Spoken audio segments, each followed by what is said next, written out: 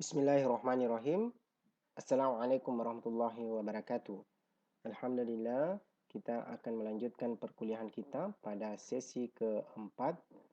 Materi masih terkait dengan melanjutkan materi sebelumnya. Di materi yang ketiga, kita membicarakan terkait dengan perencanaan sama dengan evaluasi, atau evaluasi sama dengan perencanaan. Artinya bahwa pada saat kita melakukan evaluasi, pastilah yang dilihat adalah perencanaan. Ya, seperti kita mengibaratkan seperti koin, ya. Sisi kiri dan sisi kanan. Sisi kiri perencanaan, maka sisi kanannya adalah evaluasi. Dia seperti cermin. Saat kita ingin melakukan evaluasi program bimbingan kanseling Islam, maka kita harus melihat perencanaan. Maka penting sekali untuk melihat atau membuat proses perencanaan.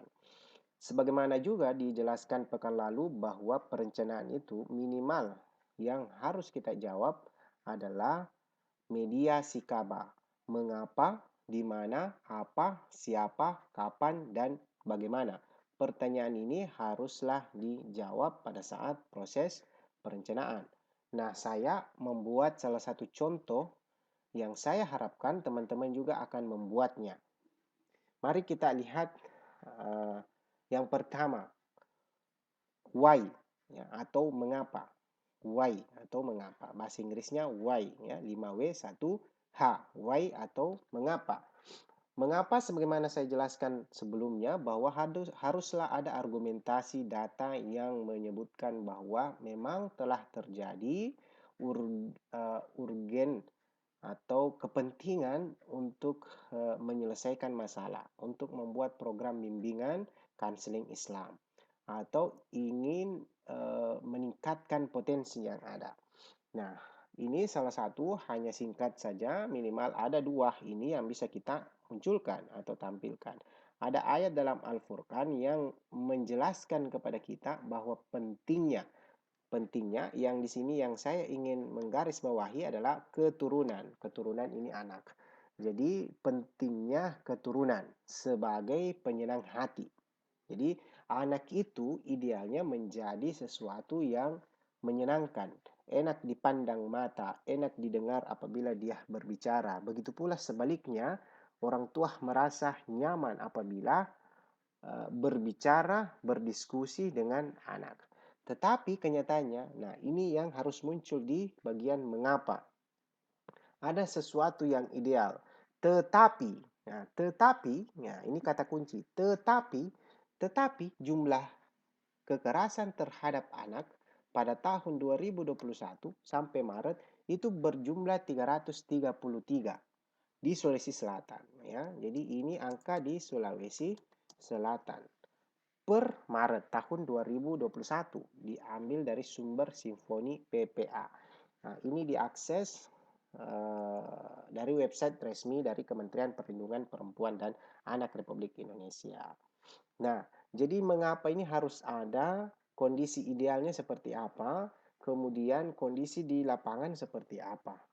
Itu harus tergambarkan di sini. Bisa ayat, bisa teori, kemudian kondisi kontekstualnya itu haruslah berupa data yang sumbernya harus jelas. Nah, itu mengapa, teman-teman silakan buat. Kemudian pertanyaan yang kedua yang harus dijawab adalah di mana? Di mana dilaksanakan kegiatan itu? Sebut saja di mana. Kalau dia di desa, sebut desa. Kalau dia lingkupnya kabupaten, maka sebut kabupaten. Ya. Kemudian apa? Apa itu terkait dengan tujuannya apa? Nah, kalau yang saya contohkan adalah menurunkan angka kekerasan terhadap anak di kota Parepare. Nah, siapa? Siapa yang melakukan apa? Nah, siapa yang terlibat dalam kegiatan bimbingan kanseling Islam itu? Sebut namanya, si A sebagai penyelenggara, si B sebagai pemateri, si C sebagai penyandang dana, si D sebagai peserta, si E sebagai apa, dan seterusnya silakan disebutkan. Kemudian kapan? Kapan, ya? When? Kapan itu akan dilaksanakan? Bulan Oktober 2021. Kalau udah lengkap harinya, tanggalnya silahkan disebutkan. Lebih lengkap, lebih bagus. Kemudian bagaimana? Bagaimana pelaksanaannya itu dilakukan dengan misalkan ini satu, pelatihan pengasuhan positif. Dua, sosialisasi peraturan perlindungan anak. Tiga, pembentukan kampung anak sehat Parepare. Nah, ini contoh bentuk program ya, kegiatan yang bisa dilakukan. Nah, ini harus lebih spesifik lagi. Pelatihan pengasuhan positif itu bagaimana dilaksanakan? Ya, bagaimana dilaksanakan? Nah, setidaknya teman-teman bikinlah seperti ini. Kelompok sasaran siapa? Orang tua yang ada di Kelurahan Pacu Kiki. Waktunya dari jam sekian sampai jam sekian. Topiknya pengertian pengasuhan positif. Nah, topik yang kedua, nanti ini bisa saja dibuat dua ya, bisa saja lebih, tergantung berapa topiknya. Topik pertama, pengertian pengasuhan positif. Topik kedua, di waktunya berbeda juga, ya, itu dibuatkan. Prosedurnya bagaimana, penyampaiannya, tujuannya, nah, untuk mengetahui pengasuhan positif, untuk mengetahui pengertian pengasuhan positif, metode yang digunakan, media, alat apa yang digunakan, keluaran, tata ruang, materi. Ya, terus materinya itu tentu terkait dengan pengertian pengasuhan positif adalah menurut si A ini. Ya. Nah, ini yang harus Anda buat.